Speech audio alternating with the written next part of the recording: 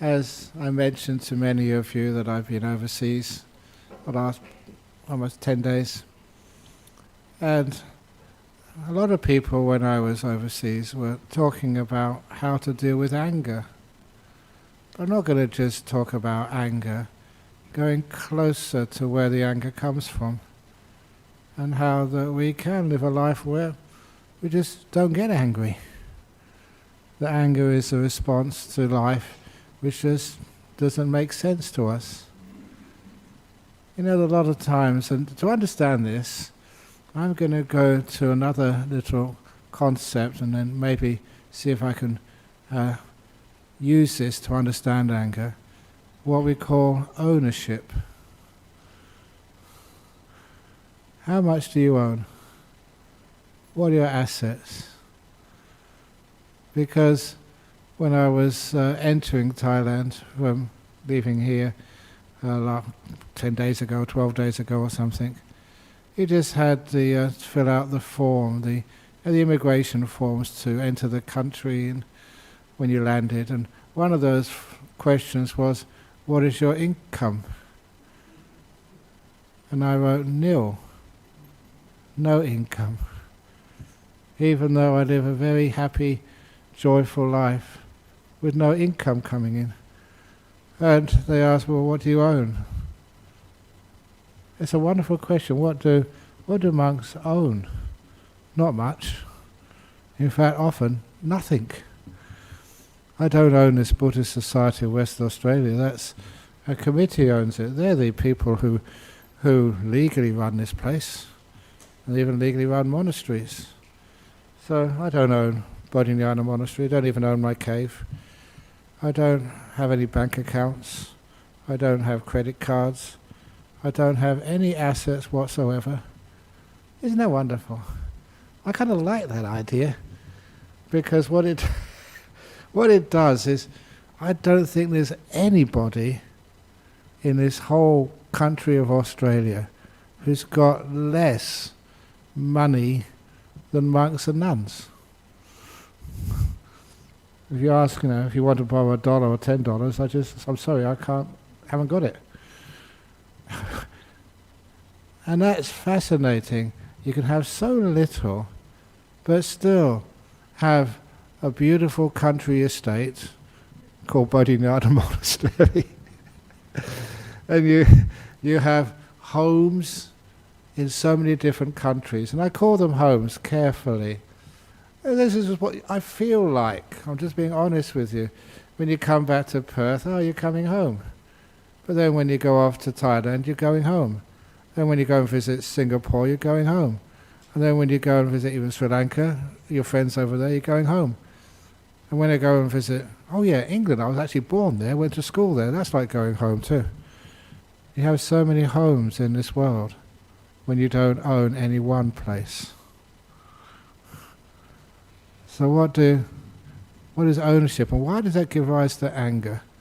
It's because whatever you own, you always find that after a while it fades away, disappears and goes. Money comes and goes. They tax it, you invest it, investment stops or whatever, it just goes bust or someone steals it. How much do you really own in this world? Your family? There's so many people who have deaths in the family, or that people, just your children, they go off overseas and they marry somebody else, or they become monks and nuns and then they just disappear as well. Your family, do you really own them? And of course, you realize you don't own anybody, and no one owns you. If only realizing that, you find life is so much more peaceful. So the story, which is the main story which really brought this up to me, that I don't own anything, and how peaceful it is when you don't own things, was a story that coming here on the weekends. And I do work really hard on the weekends. And lots of people to see, lots of things to do, lots of even letters to write and other things to do. And Sunday afternoon, after this weekend is a committee meeting, on Sunday afternoon, sometimes there is the Dhamma class, the Sutta class. And so Sunday evening, then I look after, see the monks, make sure they're okay. And then Monday, just do some work in the monastery. I was with somebody on a Monday morning after spending a busy weekend at Nolamar, at this place here. And on Monday there's so much stuff to do in monastery, and also people calling from other monasteries, other places. And when I was with another person, a visitor, showing them around, they said, "Oh, you're so lucky, you live in such a peaceful, beautiful monastery." And when they said that, I reacted. I said, "Peaceful monastery? This is my workplace. There's so much to look after here. There's so many more roads to be put in, huts to be built. There's so many more weeds need to be taken out, places to be maintained, roads to be swept. This is such a busy place. What do you mean it's peaceful and it's beautiful?" And I realized that because I was using that place as a place only of work, it was my work site. The office was where I did all the work. And so I could not appreciate and see Bodhinyana Monastery, where I live, like you can see it. Many of you will go there and think, "Oh, it's such a beautiful, peaceful, calm, wonderful monastery. You're so lucky, Ajahn Brahm, to live there." You're lucky to live there if you don't have to be the abbot of the place.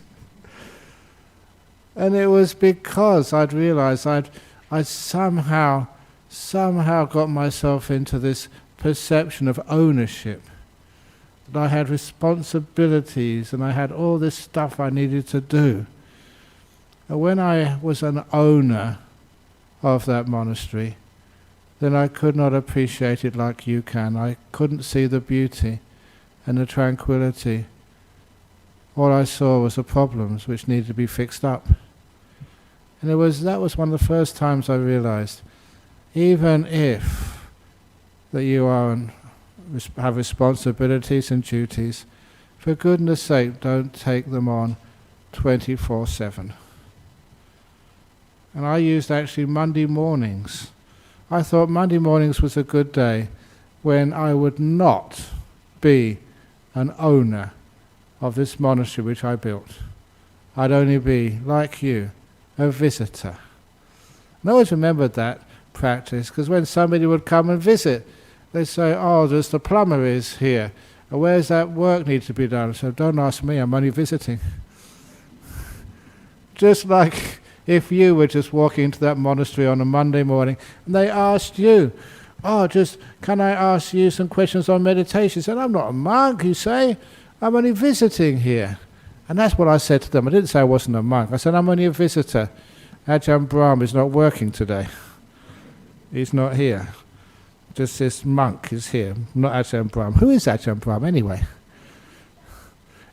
That's another thing which I like when I go travelling, because sometimes when you go travelling, you can just play around being incognito. I was at this Vietnamese conference a few years ago, and one of the reasons I like going to conferences, I don't always have to give the talk. I can actually listen to other people giving talks, which is really cool. So I was actually in the back of this little room listening to somebody else give a talk, actually just before they gave a talk. And I sat next to this other monk. And of course, people are kind and they like to talk. And so he turned to me and said, "Oh, where are you from?"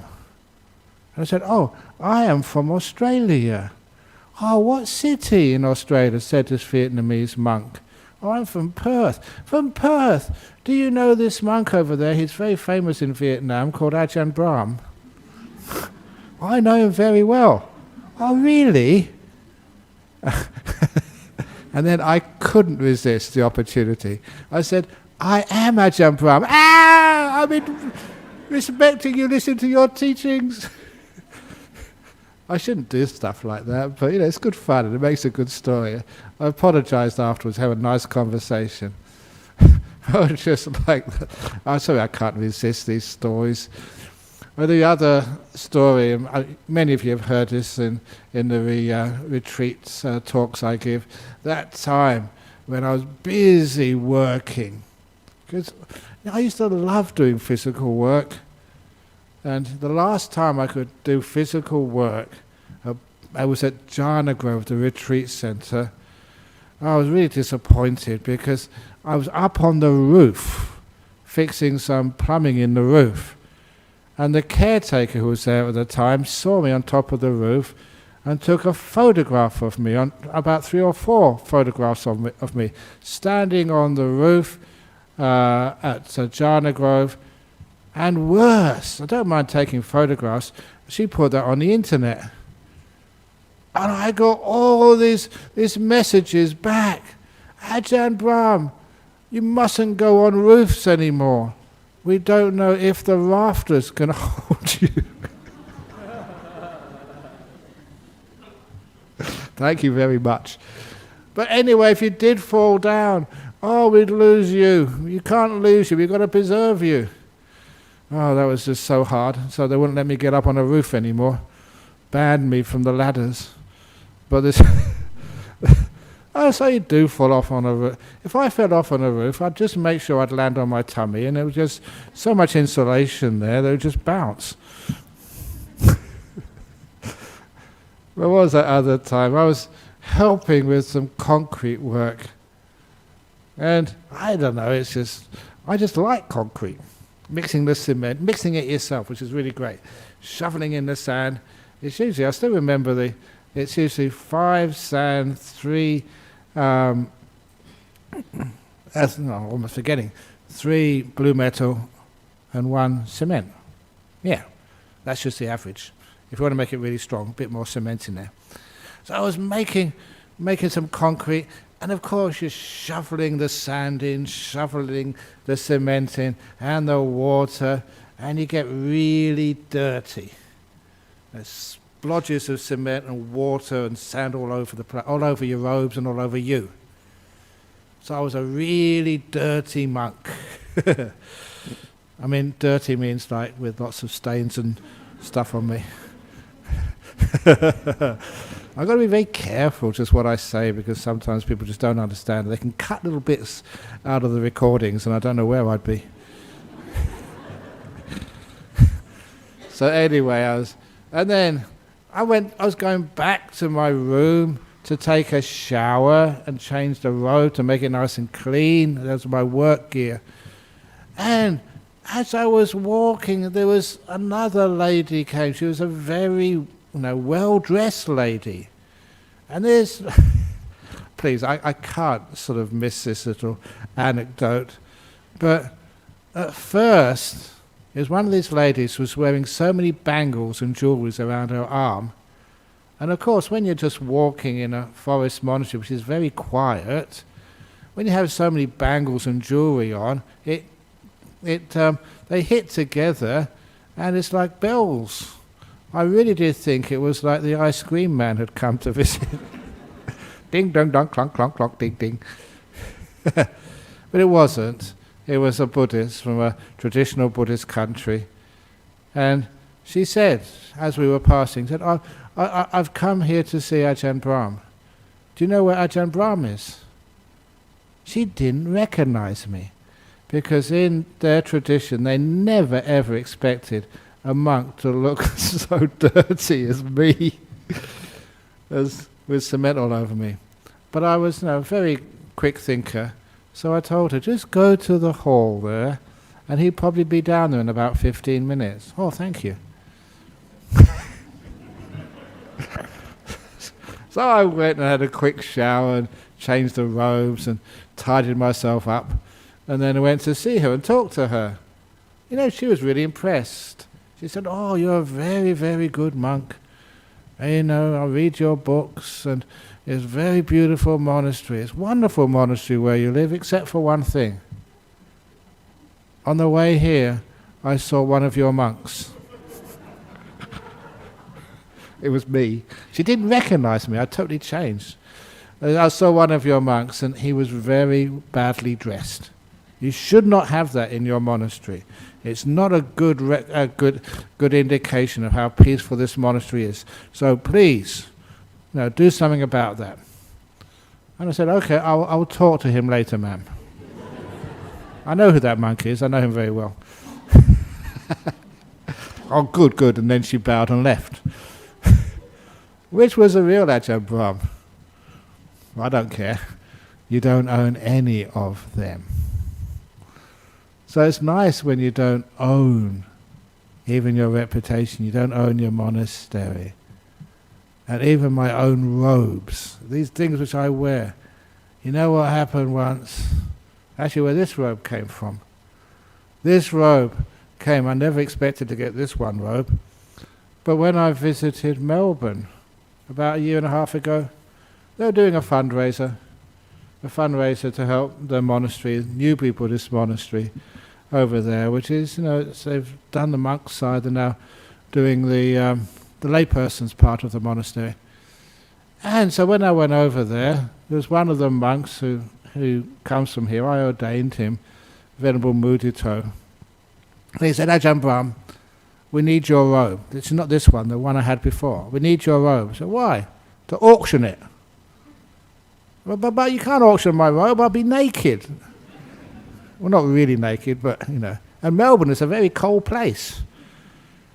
And so he didn't argue with me. He just took my robe off and gave me another one to wear, which is this one. So even my robe I don't really own. It gets it gets auctioned off to other people. So what do you actually own? I don't mind when people can take these things and give me another, as long as they give me something else to wear. And a nice similar robe. They had a new robe for me. He said, wear this one. But my old robe is fine. We're not listening. We'll take the old robe. So anyway, just when you don't own things, it means you're not attached to things. So okay, I've now made that jump from ownership to attachment. And many people who listen to Buddhism, attachment becomes bad word, don't be attached. Of course, not all attachments are bad. Be attached to the back of the motorbike when you're driving through heavy traffic. Hold on to the handles of the train when it's moving. So there's some things, hold on to your ticket, otherwise you lose it and say, I let it go. That doesn't really make much sense to the people checking you when you get to the other end. So there's some things you should look after. But the idea of ownership, do you really own? What do you own? And I realize I don't own even Bodhinyana Monastery, which is great. So I can go there and just enjoy it, and I don't feel I have to fix it up. That's what happens when you own things. You always think that you should fix it. And sometimes, and I don't fix it because it's not my ownership day, sometimes things they fix themselves. Look, I told this story where was I yesterday? Yeah, yesterday I was in Singapore giving a meditation day retreat. I told people because they were asking about many of the health benefits of meditation. And I've seen these incredible benefits in my life as a monk, and other people as well as myself, when people do meditate. Amazing things you see happening. Just like on one meditation retreat many years ago, that I was meditating, and as soon as I finished meditating, actually I think it was before, somebody came up to me and just whispered, say, come out of meditation, there's a problem. And I came out of my meditation and said, see that woman over there? And this woman, she was meditating, she was twisted so badly, contorted. Usually I would demonstrate that position to people. But if I did that now, you'd have to call ambulance and take me to the hospital because I can't do it. She was twisted around and maybe times 4 times or 5 times that, really badly contorted. And I couldn't understand how anybody could actually do that. And I thought she must be in such enormous pain. But I looked at her and she looked very peaceful, very still. She wasn't moving. And then when the meditation was finished, her body just came back to normal again. But I asked her, I said, please, come over here. I need to talk to you. And I said, during your meditation, your body was really, really twisted. And she was surprised. Was it really? I didn't know that. I was just having a wonderful, peaceful meditation. It was one of my best meditations. And that is when I realized just what was happening. You know what I said? I said, oh, where did you have your car accident?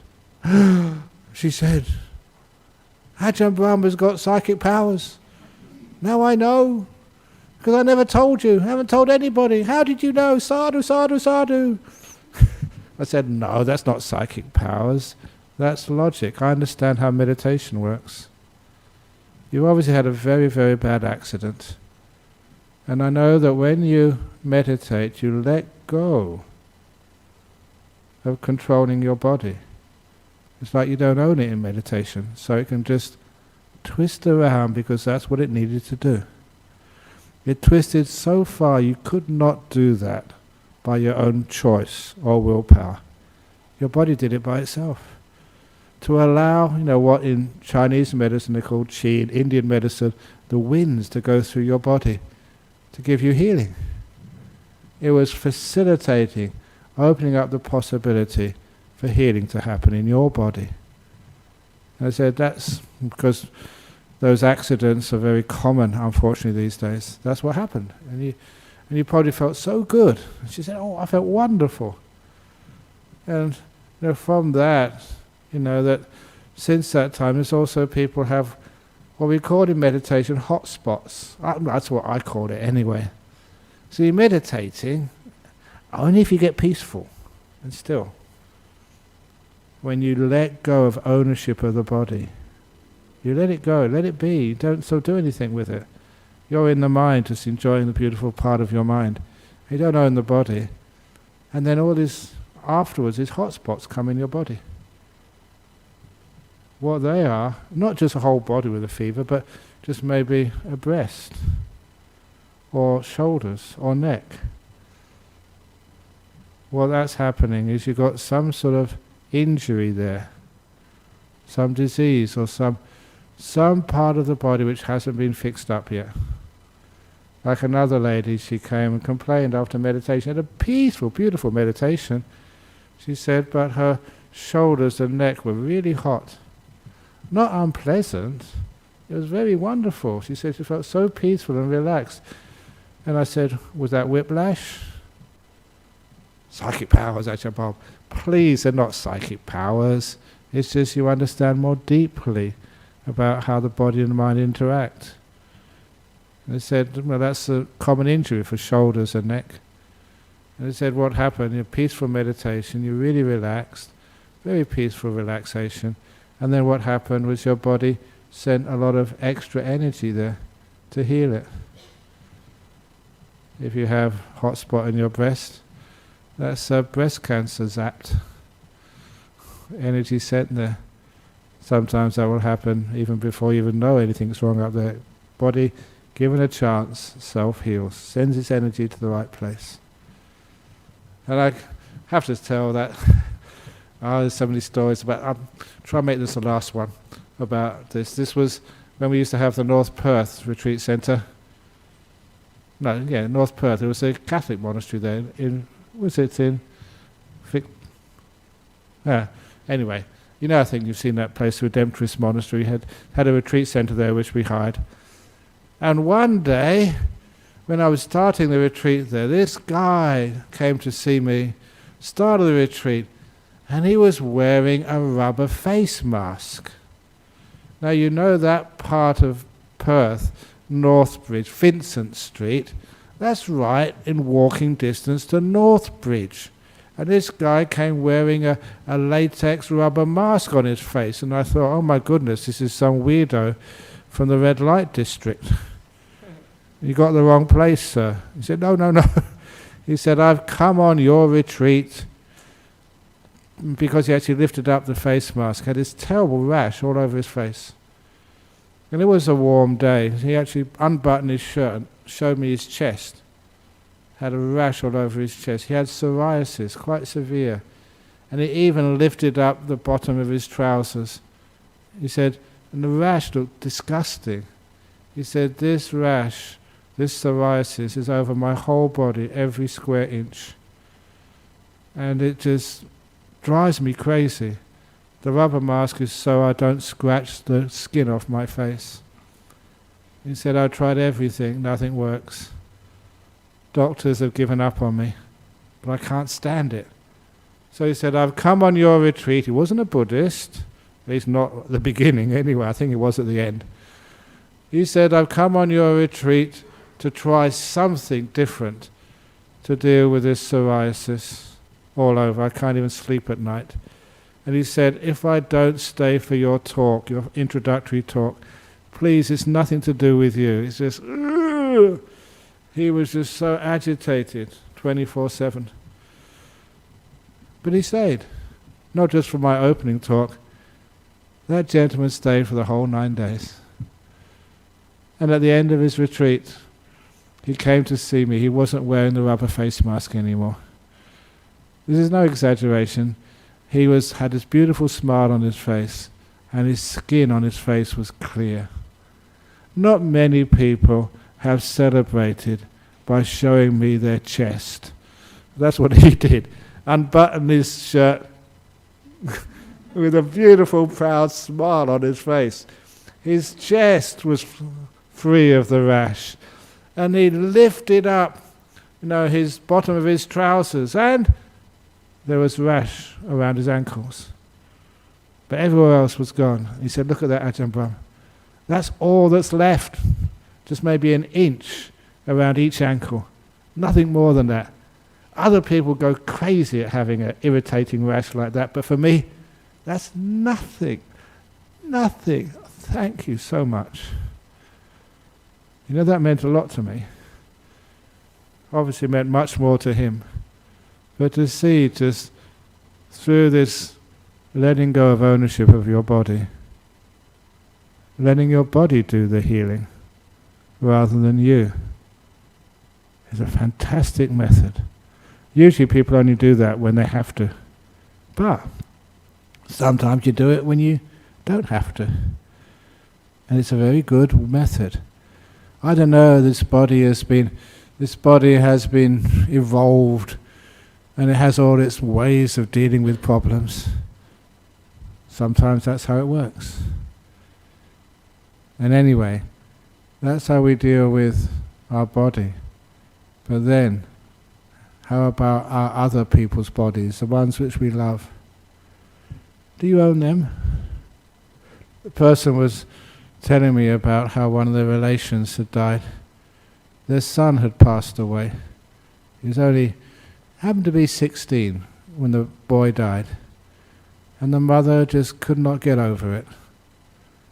And because it was 16-year-old when this boy died, he really recalled an opposite case, but similar, when my father died when I was 16. I've told that story many times, but it changed a lot of how I looked at ownership and separation, what we call loss. Instead of getting angry, and grief is a type of anger. Anger at the world. Why did he die so young? For me it was my dad. For this woman it was her son. Why did he die so young? And of course, the why is a totally different question. But your response is something which you have some control over. And for me, as many of you have heard me say before, I never cried at my father's death. And I haven't cried since at his death. And I love my father very much. And it was strange to me even, as a 16-year-old kid, how can you be so peaceful when your own father passes away? And seeing him die, or rather just right afterwards, going into his room and trying to shake him awake. But he wouldn't wake up. He was dead. And took me years to understand how I felt. I had an emotion there, a feeling there, but I couldn't put it into words. I didn't know what it was. I was a 16-year-old boy, an English boy. So they're not really emotionally intelligent. It's not at 16, sometimes not at 30 or 40 or 50. But, not all English people, by the way. But when I became a monk, the nice thing about one of the advantages of being a monk or a nun is you have time. You spend so many hours in your hut, in monasteries, you can go on a retreat. Yeah, we do work, but we do a lot of time being just by ourselves. And that was, I contemplated that. I deliberately thought, how come I wasn't upset when he died? Even though I loved him very much. And the simile which I came up with, because I'd recognized the emotion I felt at my father's death. And it was so similar to going to concerts in London. I used to love those concerts in London. In Wardour Street, in Soho, Marquee Club. I became a member of the Marquee Club when I was only about 15. And you're supposed to be 18, but anyway. So I used to go to all these concerts, with these great rock bands and musicians, and not just them. You know this story probably, but I have to tell it. Just going with my brother to this pub in the north of London when I was about 18 or something, and seeing a band, experimental band. The lead singer was called Rod Stewart. There's only about 6 of us turned up to watch, and they still played. Private concert by Rod. I always remember that. But I also remember after every concert I went to, he'd always stand up and shout for more. It was good music. You clap, shout for more, and they would do another few numbers for you. And it wasn't just rock music, it was jazz music and obviously classical music as well. And after the overture had finished, so the encore, not the overture, when the encore was finished, the orchestra or the band had to go home. And so did I. The concert was over. And I knew. I don't know how I knew, because the bands, they changed, but they played new music. But I knew that music, which I heard at that time, I would never ever hear again. I knew the concert was over, and it wouldn't come again. Other concerts would come, but not that one. And when I walked out of those halls and clubs and Albert halls and things like that, when I walked out of there, I always remember that it was raining. Probably wrong. Not really raining, drizzle. This wonderful word for rain which only happens in, I think, London. Drizzle. The most depressing word, drizzle. Ugh. It doesn't even rain properly. Drizzle. And it was cold, and it was dark, and it was gloomy. But I never felt sad at the end of a great performance. Even though it was the end. It was a great performance. And I felt so invigorated, alive and happy that I'd managed to be there for that performance that time. Wow, that was so great. And that's exactly how I felt when my father died. 16 years. And we did do a few encores. A few times he died, but then they did something to him. I don't know. I was only 16 at the time, 15 at the time or whatever. And he came back alive again. A few encores. But eventually his body couldn't take it anymore, so he died. And I felt so wonderful to have known him for 16 years. So many things which he taught me. And instead of looking at what I had lost, I looked at what I had gained by being with him for such a long time. 16 years is a long time. Of course you think it should be 20. Should be? All these shoulds. That's where a lot of the problem is. And it's also a lot of the time thinking you own people. It's my father. It's my husband. My wife. Some people even think they own me. My monk. Because you don't. So instead we have this beautiful idea. We're with one another for so many days, months, years even. We're with each other and we celebrate that. We celebrate the time. We don't own it. We don't control it. So I'm just so grateful. I've had 16 years with my father. So grateful I've known these other people who've been my great friends and accompany. Sometimes we argue, but we forgive and we just learn how to live together. I value that. I never look at what's been taken away, because that leads to anger. When you think of something that's been taken away from you, you get upset because you think it was yours anyway. It wasn't yours. You enjoyed it for a while, and then causes and effect, I don't know why, then it vanishes. When you have it, enjoy it. When it goes, ask for more, encore. But when eventually it stops, somebody dies, people move, they leave, they grow up, things change. You never owned it anyway, did you? It was just a friend to you. Even your own father, your mother, your lover, your children. These are my friends. We enjoy each other and we love each other so much. But when it's time for the concert to end, we walk out. They walk out, go in different directions, some death, some to different countries. But we walk out and we never regret. We never feel sad. Oh, I wish that had never happened. Wonderful, we had all those years together. Wow, like a great party. Wow, it was wonderful. And the other thing, obviously, you always remember those times and those people. Every time I talk about that story of my dad, I always remember this is some of the beautiful things which he taught me. And all those beautiful things and examples. Thank you, thank you, thank you, thank you, thank you. And go on forever on thank yous. You don't own anything. You enjoy these fleeting moments which we have together.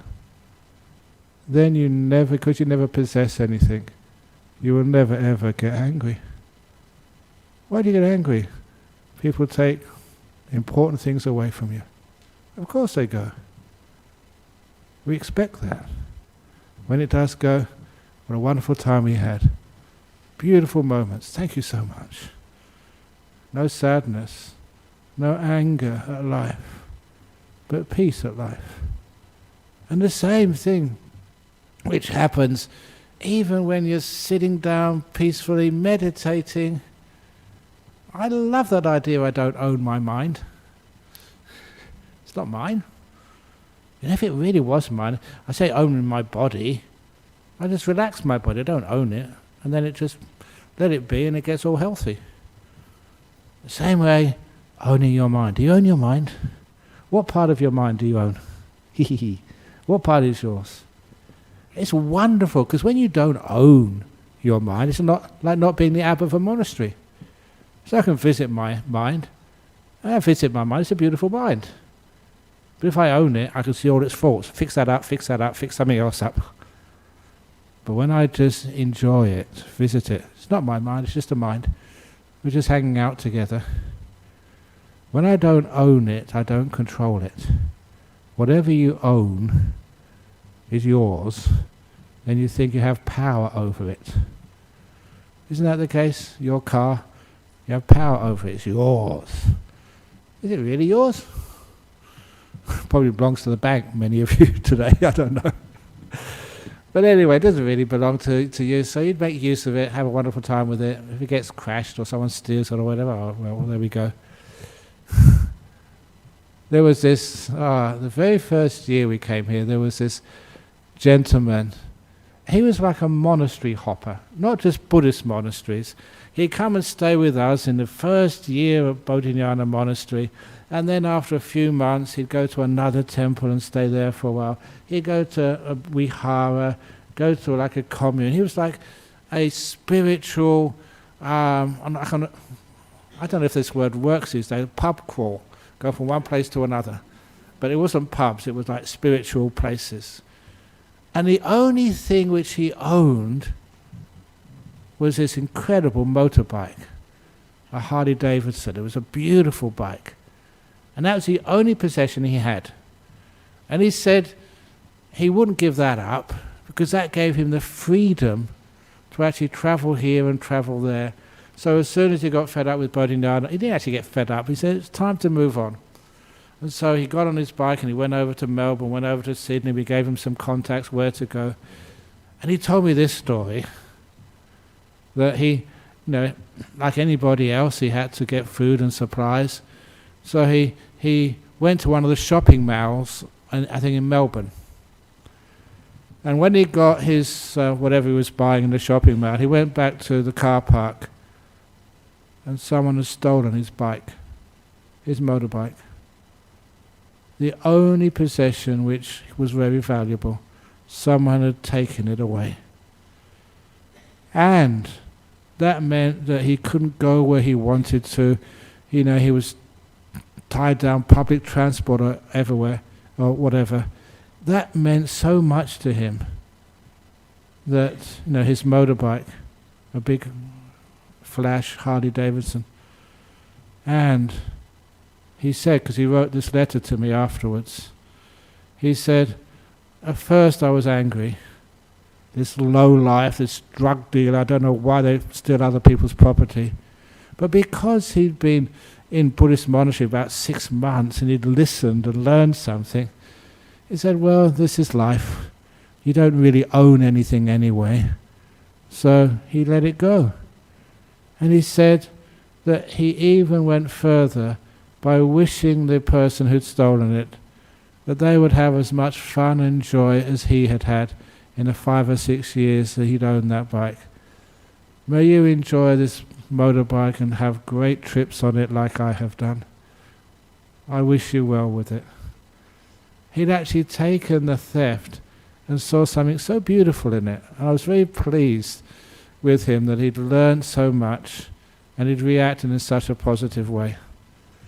But then he continued his letter. As soon as he thought those thoughts and wished the thief well with the bike, the motorbike, which was so important to him, the only, he didn't have any house or car, the only thing of value which he'd owned, that then he suddenly realized he was in the wrong floor of the car park.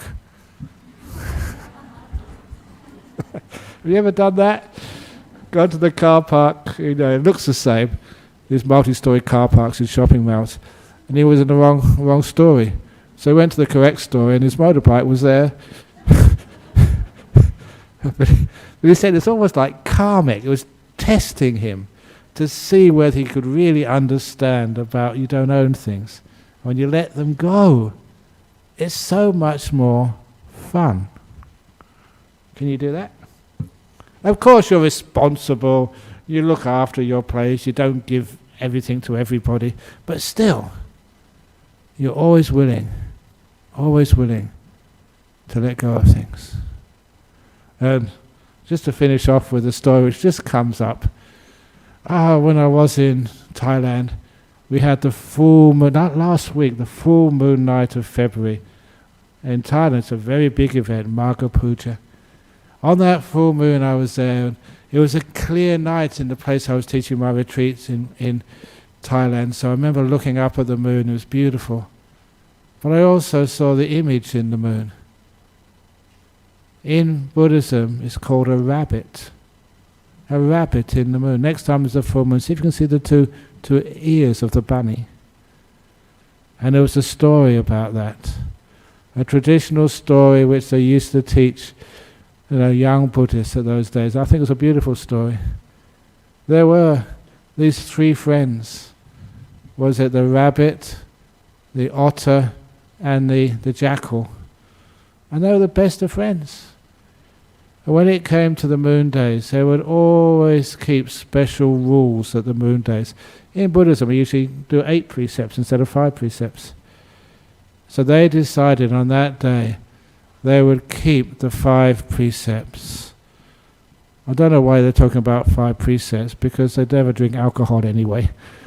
But anyway, they'd do 5 precepts, and they would try and do charity. Any time they can do some charity or give some dana, they would.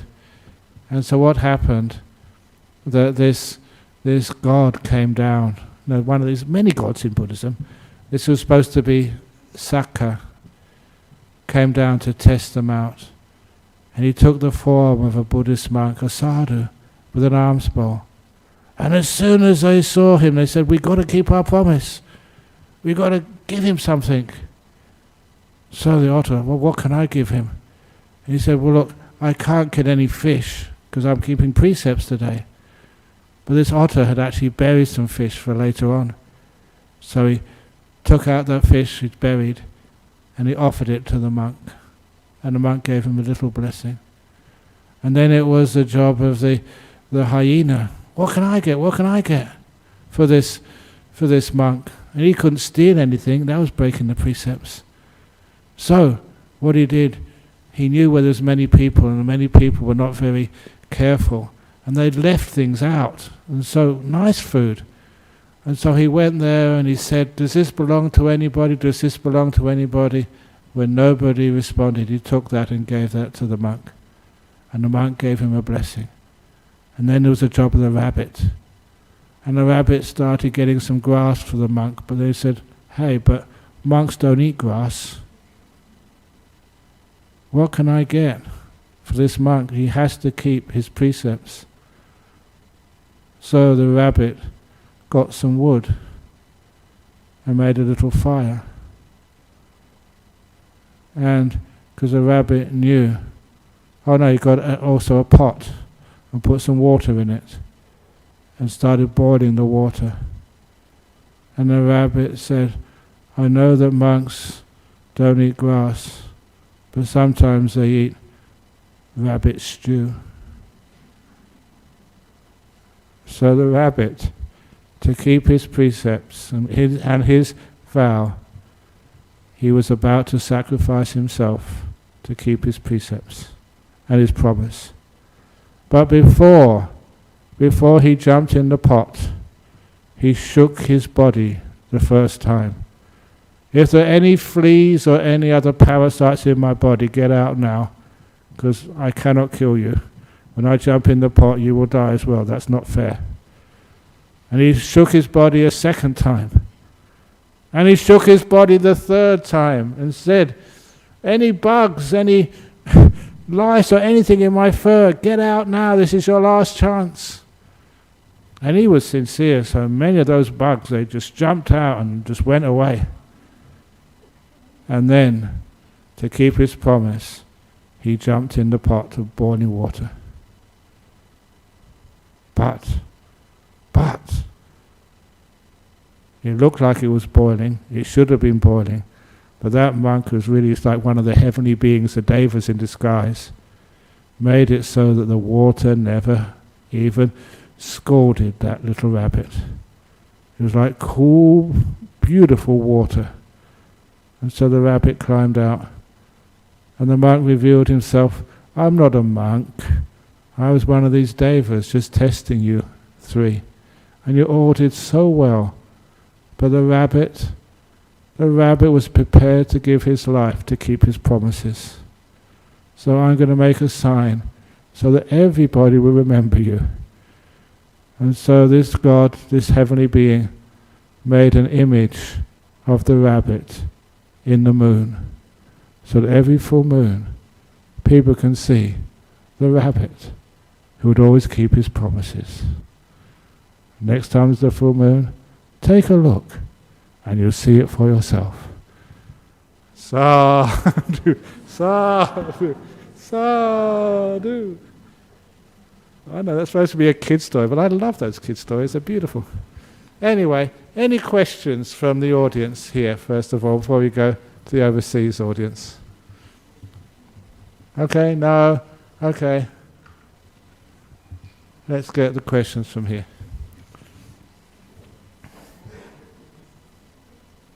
Oh yeah, Eddie, wait for the end. See how people go here. Excellent, great. So usually choose 3 questions from Germany, from Texas, and from somewhere else in the USA. I'm a physiotherapist, and if people don't do what I tell them to do for their health, I get angry. What can I do about this? The point of being a physiotherapist, a nurse, a doctor, a psychologist, psychiatrist, or a teaching monk or nun is never to cure people, but to care for them. Said that many times. If you think your job as a physiotherapist is to cure people, of course you get angry. And the other person will also react. Your patient. Try caring for them. If you're caring for them, you give them advice and say, this is probably might help you, maybe give it a try, but you don't have to do it. And if you're caring for them, people actually listen. And they take your advice way more seriously if you're caring for them. And they also give you the feedback. They say, well, this didn't work, but that was sort of working. And then together, because you're caring and you're both taking ownership of this problem, amazing sort of the things which you'll come up with and how the healing happens. But it has to start from care. And caring means respecting the other person's autonomy. It's not your body, the physiotherapist. You don't own the body. It's not your ownership. But if you think that's my patient and I have to cure them, of course, that's going to cause you ill will and anger. Caring, if you're caring, how can you get angry when you're caring for somebody? So you just care for your patients, and if they don't do what you tell them to do, don't tell them, suggest to them with a beautiful, kind voice, caring.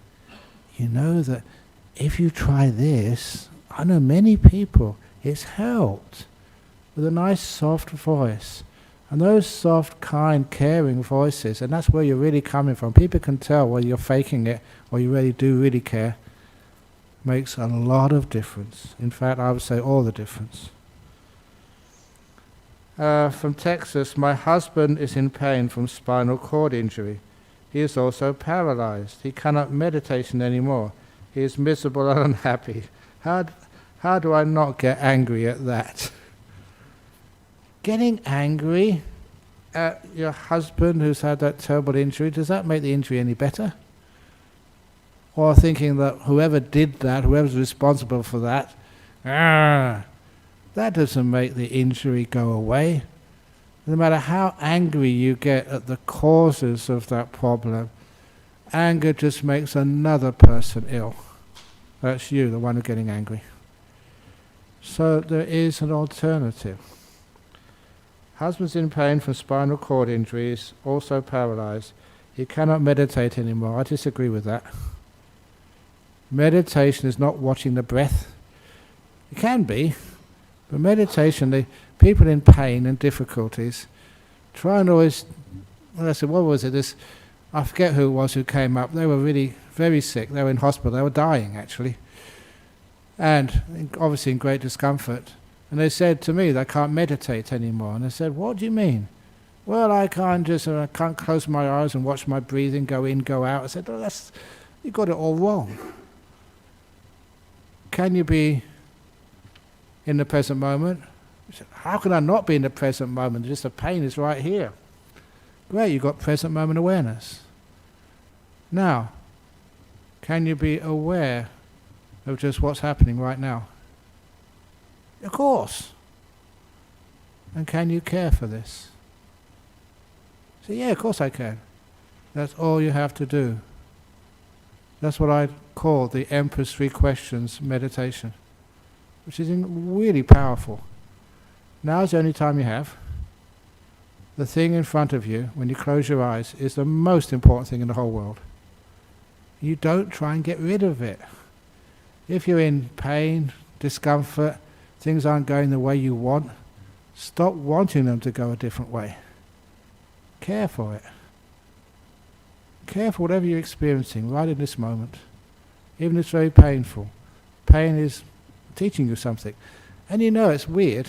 Actually not weird, because I know this now. When you're in pain, 95% of that pain is mental. The way we react. The Buddha called it the two thorns. The two daggers. What affects your mind, what affects your body. What affects the body you can't do much about. You're dying, you're sick. But what your mind has enormous power.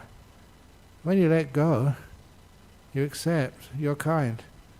You lessen the mental part of the pain. And that is the most. For those of you who want to know one of my stories, or say one of them, because there's a few. That was the first time when I had a bad toothache in the east of Thailand. No doctor, no it's not even any aspirin or paracetamol in the medicine cabinet. We really were poor. There's nothing in there. And there's no phones. There's no doctor was a long way away. So you were stuck there. Whenever you had a sickness like a toothache, you just endured it. You're in a forest, in a jungle, basically. So, what did I do? Tried chanting. Chanted really loud. It was in the middle of the night, so I had to stop chanting. I'd wake the whole monastery up. Tried walking meditation. I was running meditation, because when you're in great pain, you can't do things slowly. I tried meditating, watch the breath. Ooh, it was too painful to watch the breath. Fortunately, and I say fortunately, it was so painful for me that evening, and there's nothing I could do, nowhere I could go, and I couldn't stand it any longer. Those amazing moments, because I'd been taught to let go. So that's what I did. I had no choice. Let it be. And I really did let it be. Stop fighting it. Stop trying to get rid of it. Stop trying to cure it. I just let it be. And that was just one of the most amazing moments of my monastic life. All by myself in the middle of the jungle, a long way away from anything I knew to stop this pain. I just stopped trying to get rid of it. And my mind became so peaceful. It was literally less than a second of unendurable pain to bliss. It really was bliss. Wow. So easy, so free. And it was about 1 o'clock, 2 o'clock in the morning. So I just went to my room, meditated, sat down so peacefully. And I thought, well, I'd better go to bed, I suppose. So I just lay down, only for about an hour or something, and then the bell went, the 3 a.m. bell to wake everyone else up in the monastery. I got up, had a toothache. It was only a tiny one. Easy to fix. Because I'd fixed up the main part, the mental reaction to it. And that's how the Buddha taught. And you try it yourself and, whew, that's amazing. You can't fix up the pain. Care for it. Anger-eating monster.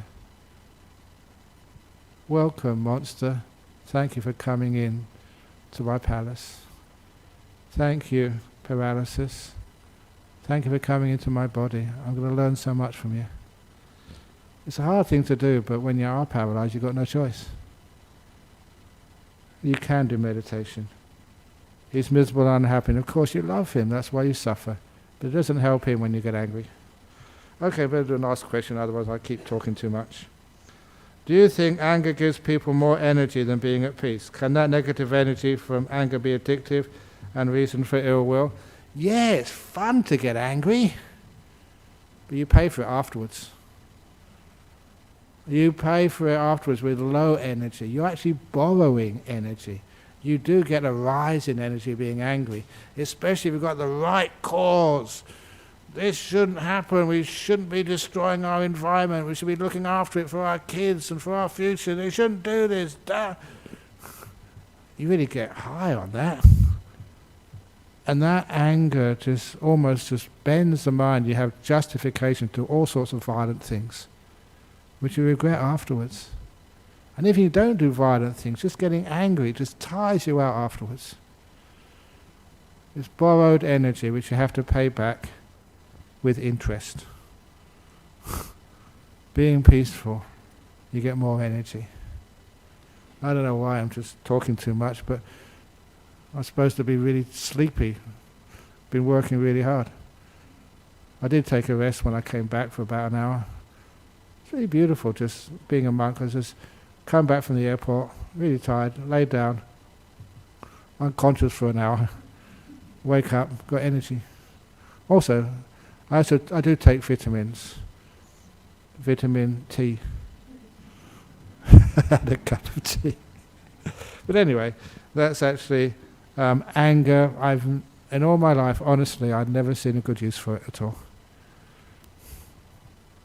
That's why the Buddha never got angry. Anyway, so it all comes from ownership. If you don't own anything, no reason to get angry. Okay, any questions from the floor? Okay, has to be a question, Eddie. Silly question. And a question. Actually, Ajahn Brahm, anger is a very important topic, in Buddhism to discuss because it affects us all. The Buddha was not everybody. The Buddha was telling us that anger, and related emotions like hatred, envy, jealousy, revenge, all these are poisons, poisons. Oh, poison, yeah. So when we release those negative energies, our body absorbs the poison. Oh, yeah. And then if it's too much, we become sick and not well. Yeah. Yeah. So are like countries too. If the top people, they release all this negative energy, the country cannot be peaceful. Yeah. And the people are not happy. And then what came to my mind is the Dhammapada, hatred is not appeased by hatred, only by love is it quelled. Maybe you can say something on this, Ajahn Brahm? Yes, I agree.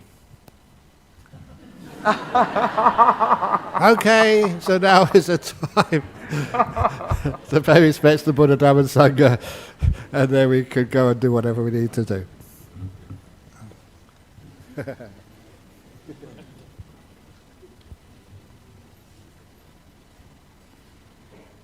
Ahang Sama Sambuddho Bhagava Buddhang Bhagavantang Abhivademi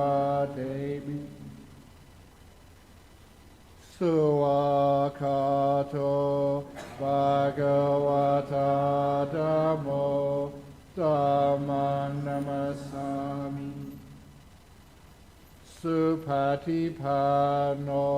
Bhagavato Sāvaka Sangho Sangham Namami.